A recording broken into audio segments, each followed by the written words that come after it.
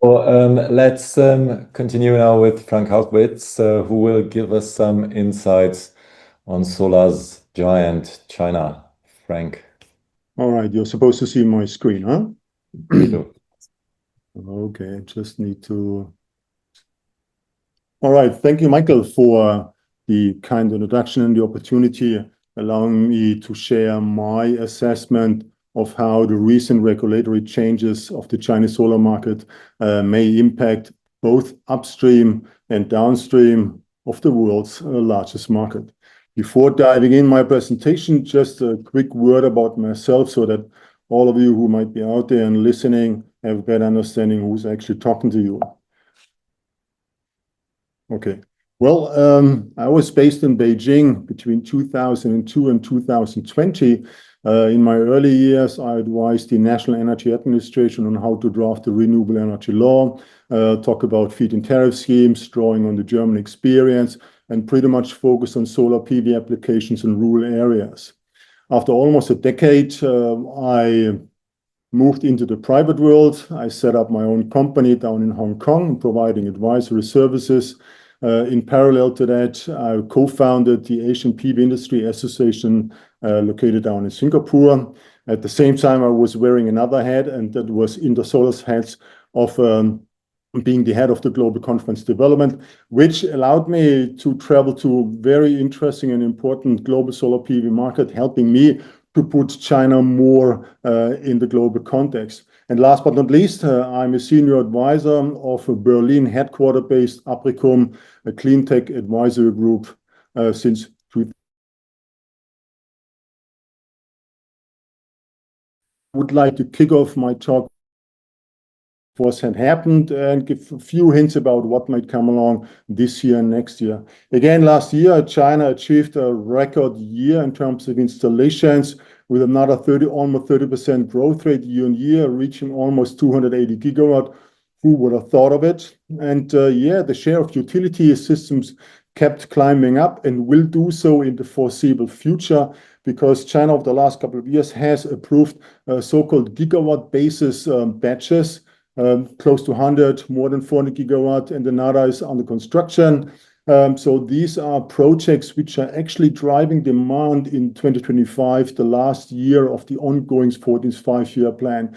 Because usually many of these big projects, A, of course, they have been approved, B, have been in the making for some time, and C, usually project developers, in this case, state-owned enterprises, they do not like to shift large projects from one five-year plan period to the other one.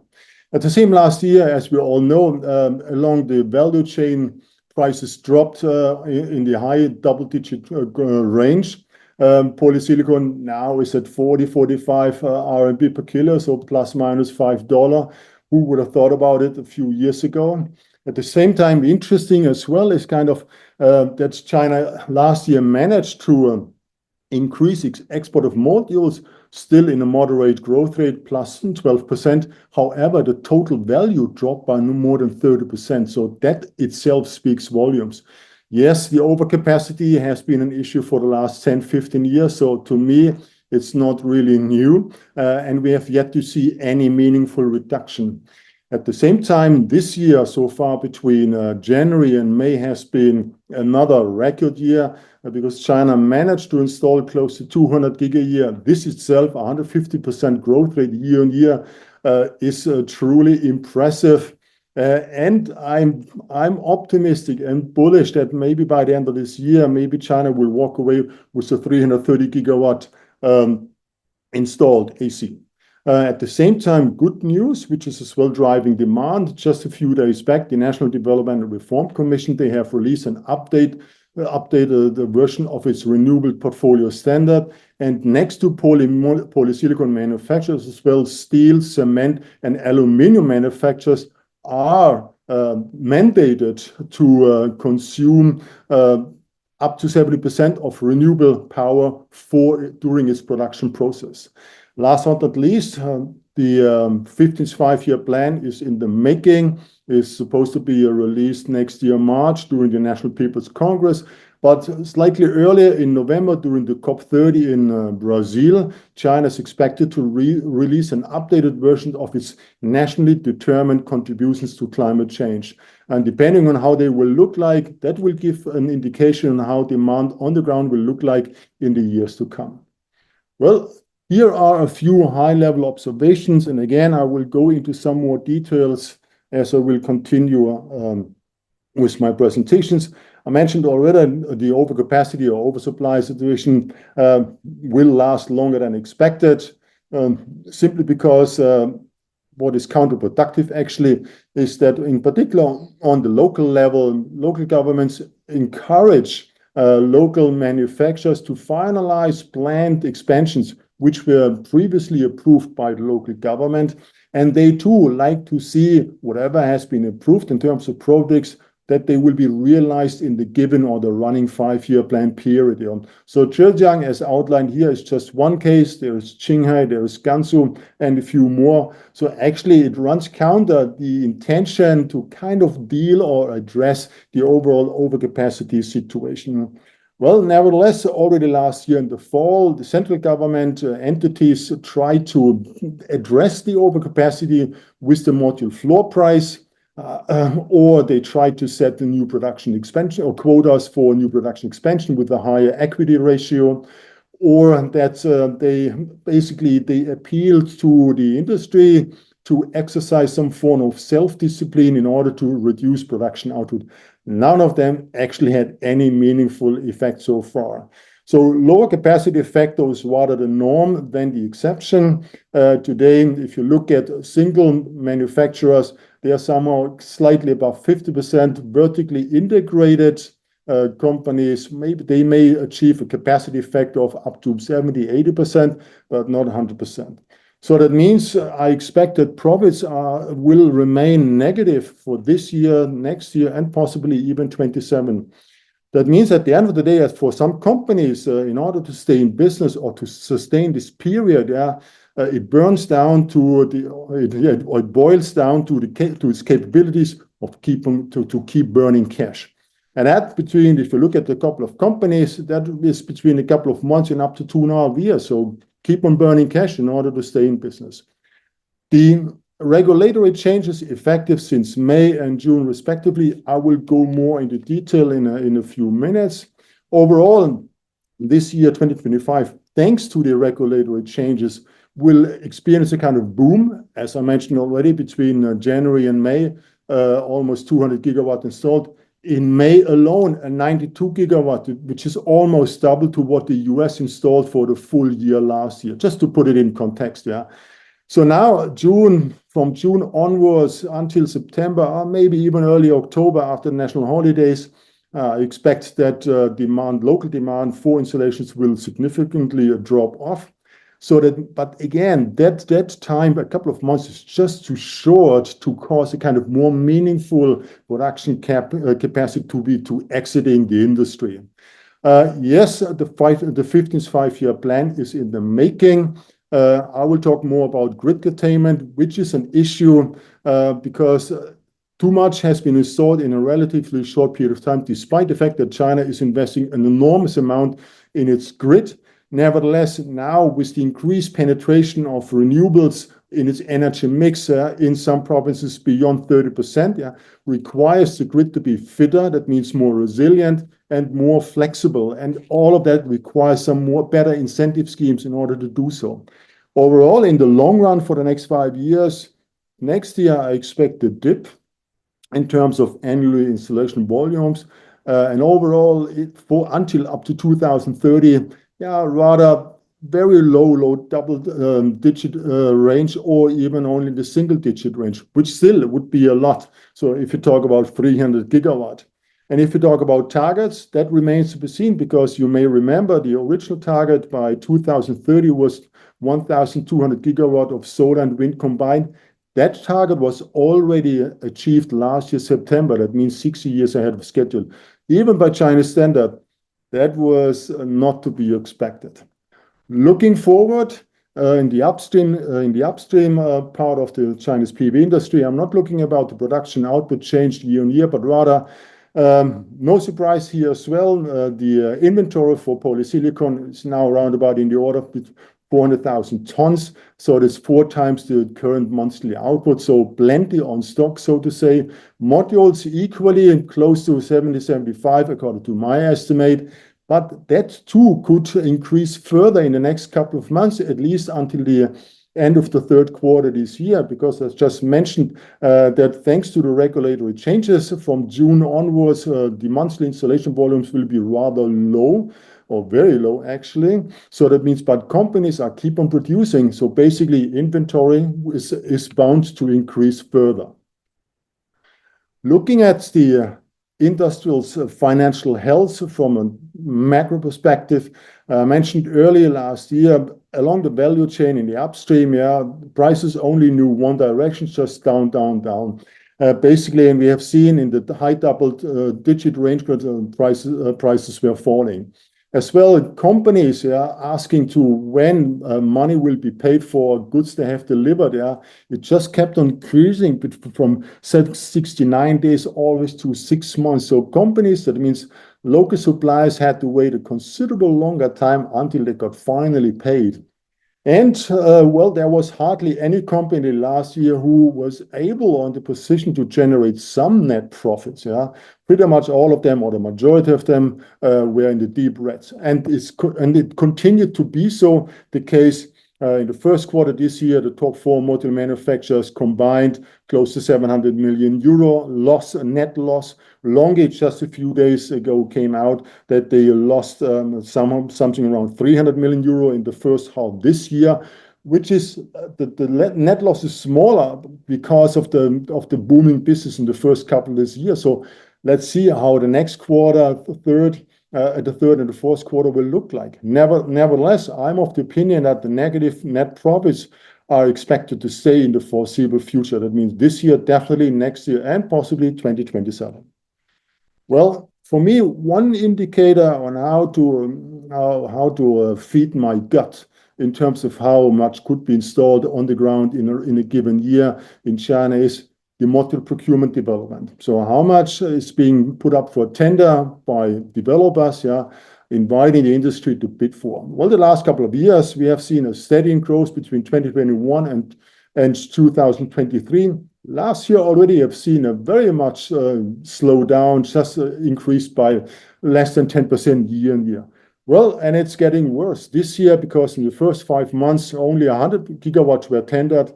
That in itself is a decrease by more than 30% year on year. However, 50% or more than 50% out of these 100 gigawatts were tendered in January alone, before any of the forthcoming regulatory changes were announced. So that means ever since February, there was hardly any tender being made publicly available where companies could bid for.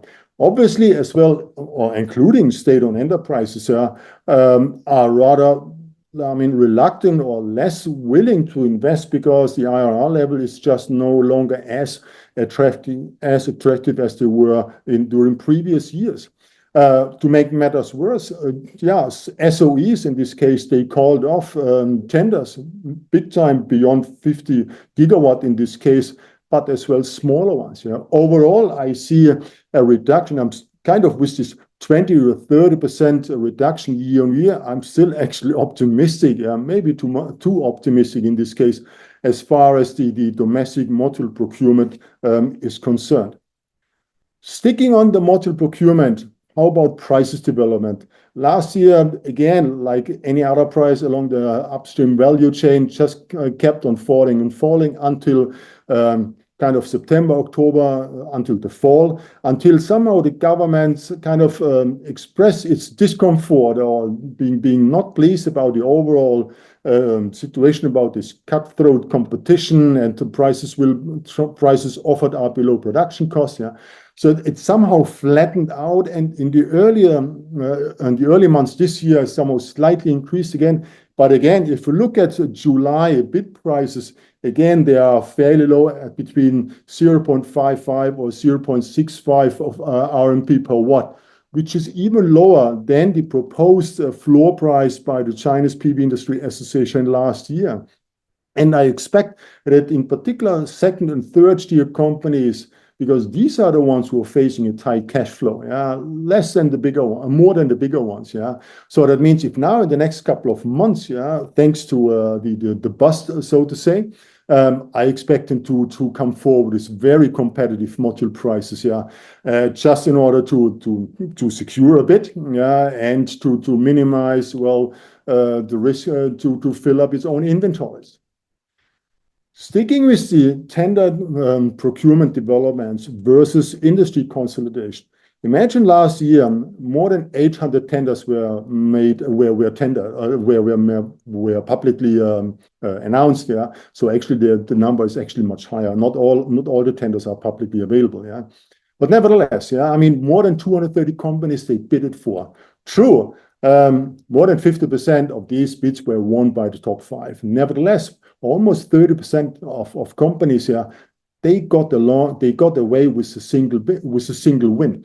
So that means, and even if this kind of the winning range is just between 10 but up to 500 megawatt, it offers these smaller companies, many of we most possibly don't know them, still they do get by, they make a living and they stay in business. So that it's actually a lifeline. This domestic tender procurement is very much a lifeline for smaller companies, and runs counter the intention to consolidate the industry. So if this is not going to change anytime soon, smaller companies, they are supposed to stay in business.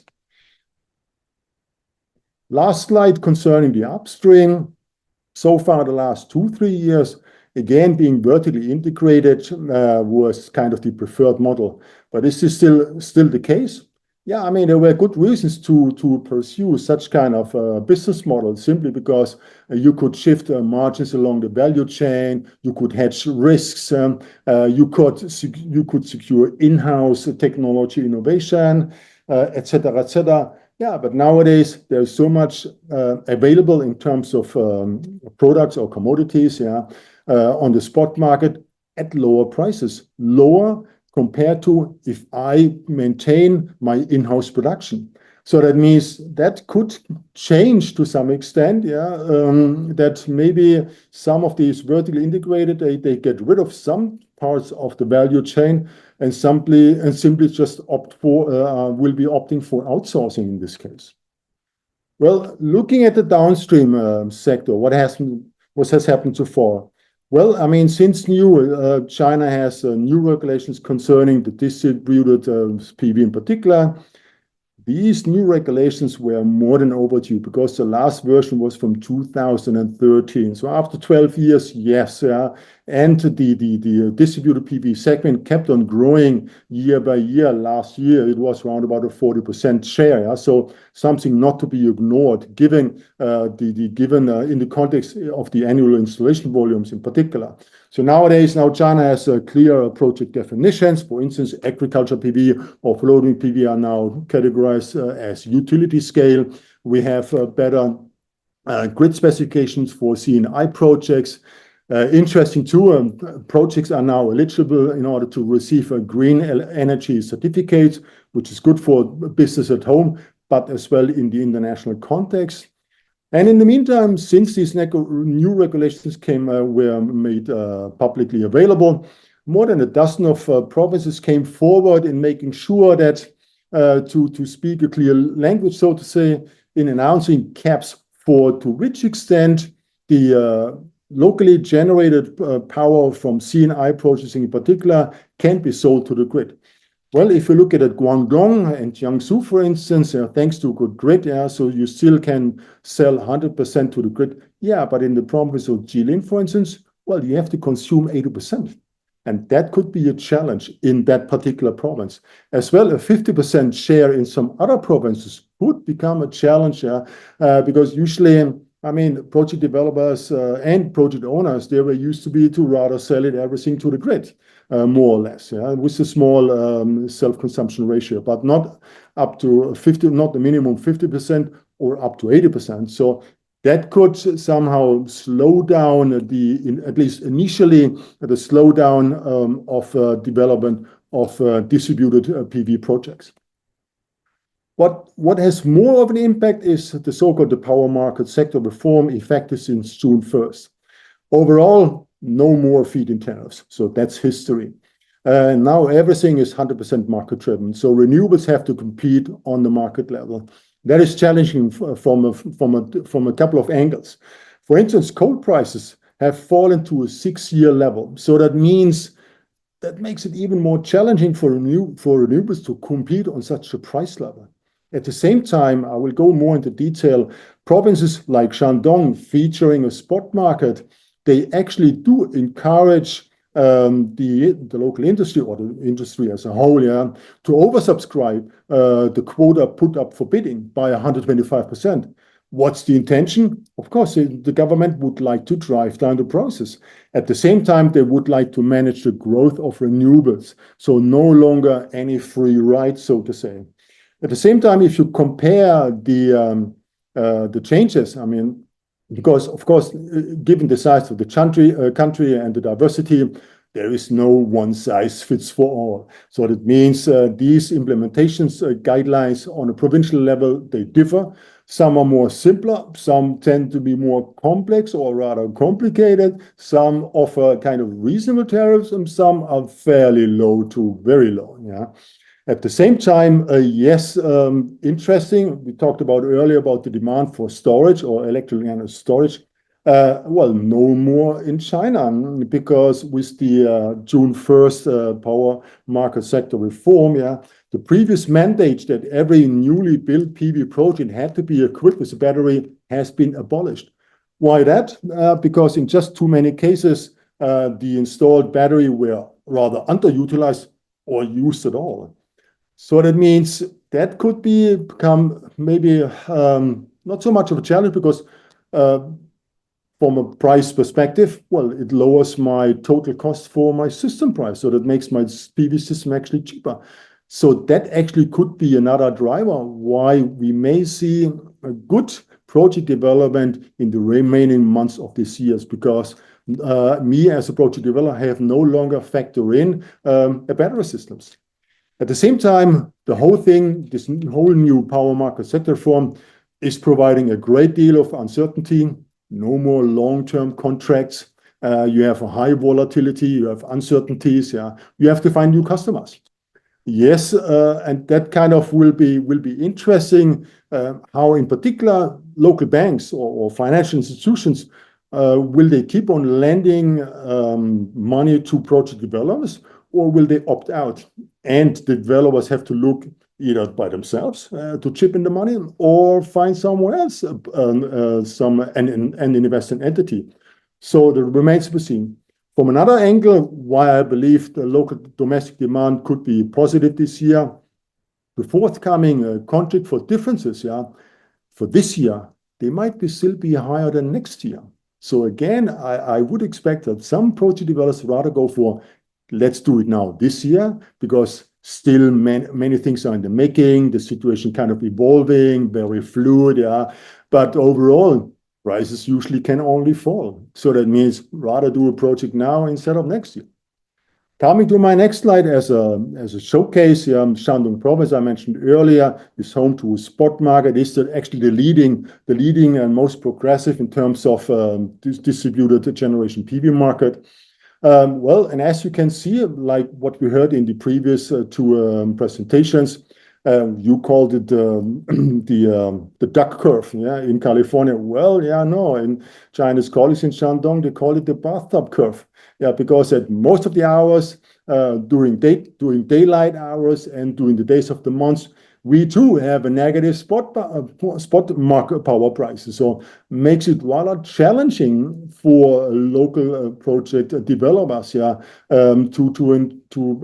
achieve a solid return, or let's say an acceptable return. I mentioned already that the government is asking the industry to oversubscribe. So I have to look forward to the first results. Of course, this is a risky move because if then the strike price on which the government may settle is too low, it may scare off some other potential project developers. So this is kind of spot market. Could be very interesting how this will evolve. But usually if things are not going the way they are supposed to be, there's still room for improvement and adjustments as we go down in time. On the opposite, another scheme is the time of use scheme favored by Jiangsu or by Guangdong, for instance. Here too, I mean, it was more than necessary to adjust the timelines for during the either winter or summer times or daylight or daytime hours. Basically, one trend is clear. The government wants to pay as less as possible, even during the hours when the sun shines brightest. Something project developers have to learn how to cope with it. But on the positive side, at least, there is no cap for distributed PV power to be sold into the local grid, given the good grid capacity on the ground and as well good local demand for green power overall. Well, not everything is rosy, because I mentioned before, grid curtailment could be one issue to be tackled during the approaching 15th five-year plan period, starting from next year, because grid curtailment is back. That means it is beyond the threshold of 5%. Now, the national average between January and May is now at 94. This is on the very far right-hand side with a smaller frame around it to indicate it's because on the left side, this is for wind power. But you see a couple of too many provinces are already in the deep red. So that means they are exceeding the 10% on a very on the local provincial level. So that is something to need to be addressed. And here, the map itself is Guangdong, where the Guangdong Development and Reform Commission just released an update of in which jurisdictions out of more than 250 and actually more than 50% distributed PV is no more good to go, because the low voltage grid capacity is just not enough in order to cope with more system being hooked up to the system. Coming to my almost last slide, this is how does the market look like? Why am I optimistic and positive towards the full year demand of China? No, I'm not surprised or intrigued by State Grid's 300 gigawatt AECEA announcement a couple of days ago. For me, two things. It's basically it is about to send a positive signal to the market. And yes, they know that in particular large scale, they know about how many large scale gigawatt scale projects are in the pipeline and foreseen or scheduled to be linked up or to be connected to the grid by the year end. This is where they really have data on hand. At the same time, I mentioned it already. Given the policy changes so far, that means for a couple of project developers, they may rather think, all right, take the risk for this year because my contract for difference prices and returns could be higher versus what is being anticipated in terms for next year. And as well, no battery system needs to be deployed any longer. Well, that's kind of, another driver, because my total system cost will be lower than previously thought of. Yes, next year and the years before and the years after that could become a challenge as well, because of doing the transition from one five-year plan period to the other one is always some kind of shaky. It's not always a smooth transition. The 15th five-year plan for energy policy will not be necessarily released early March next year during the National People's Congress. There were times it took 1.5 years, and that means during that 1.5 years back then, it was the 13th five-year plan, the whole industry was kind of in limbo. Because if there is no guideline or guidance from the very top, nobody moves.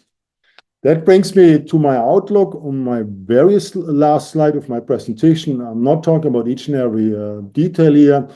Regarding the upstream, overcapacity is here to stay, possibly another decade or longer. I mean, if just look at the PV module production capacity existing in operation, is 2.5 times the global demand. And I wonder if then meetings, even chaired by the Chinese president himself, to promote the withdrawal of backward production capacities. What is backward? I mean, the innovation cycles are getting shorter and shorter, 2-3 years max. So what is supposed to be backward? I mean, on a massive scale, At the same time, I mean, why blaming the Chinese PV industry? I mean, for the overcapacities, if China's economical growth model is pretty much basically based on investment and supply, that inevitably had to result in overcapacities across the board, not only PV. So yes, there are discussions in order to address the overcapacity, in particular in the polysilicon segment, that there might be, they would like to bundle smaller players into so-called an asset management fund. But again, if this is not being followed through by the very top of China, I don't expect much of a change. Not to mention that, well, I mean, previously it was so that the central government could address overcapacities in other industries like steel and coal, but not so PV, because the majority is pretty much privately owned. So that means that limits the government's ability to interfere in private companies' decision-making process. So maybe more stricter standards could come along, etc., etc. That remains to be seen. Downstream, well, I'm just in a nutshell, I'm very optimistic that China will stay its course. Just one example, the updated renewable portfolio standard. The interesting piece is that every newly constructed data center has to consume 80% green power for its operations. And that is something which will really drive demand, because if you're looking at data centers to now consume around about 1.6% of total power generated in China, and that is supposed to increase fivefold in the next 5 years. So that's a lot. So here, and I mentioned it already with the updated national determined contribution to climate change, I'm again optimistic and positive here. So basically, yes, the annual installation volumes will remain will remain impressive even in the years to come. Thank you very much, and I will give back to Michael now.